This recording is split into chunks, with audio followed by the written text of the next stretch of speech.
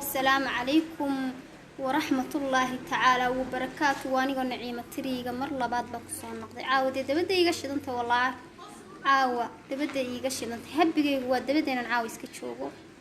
يعني ما هدينا نهيدو لكن يعني inaan tabada yani wax ku duubay habigayga caawa waxa weeyaa inagu carabtu maxay ku kala duwanahay Soomaalidu hablahooda ayagoo yar bashqa ku la fajibiyaan laakiin carabta orta waxa lagu guursadaa badankooda 60 jir badanka lagu guursadaa ma adri ina aragteen anigu waan arkay yani Abu Dhabi markaan tagay waxaasan ku soo arkay deeqaar ayagoo yar la guursadaa way jiraan laakiin badankooda waa sidaa waxa weeyaan asxaabtayda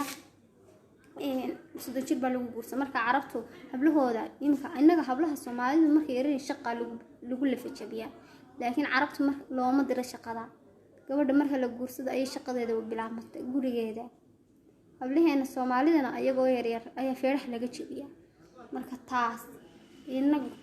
inaga ma hadda ma garanaysa xaasidnimo qofna qofku dhalay ma xaasidayo laakiin dhaqan bay naga noqotay mana wanaagsana hablaha ayagoo yar yar in feeraha laga jabiyo oo shaqada guriga iyo weel xalida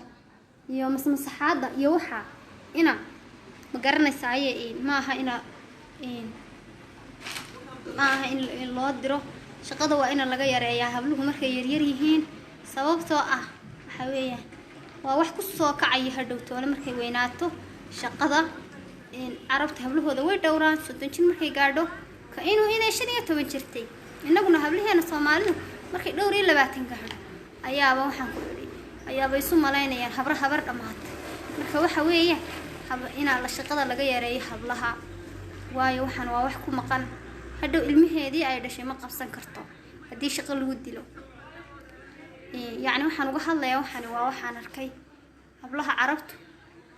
inta ay shaqada ku maqan yihiin yani shaqada markaan leeyahay waxa weeyaan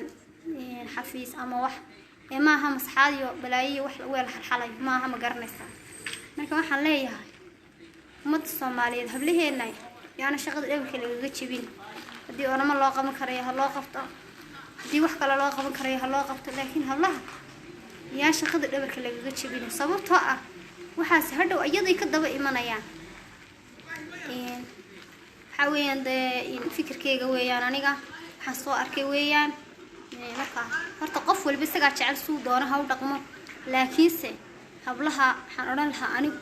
yaan markay yarar yihiin iyo markay xoogaa la leekadaan labadaba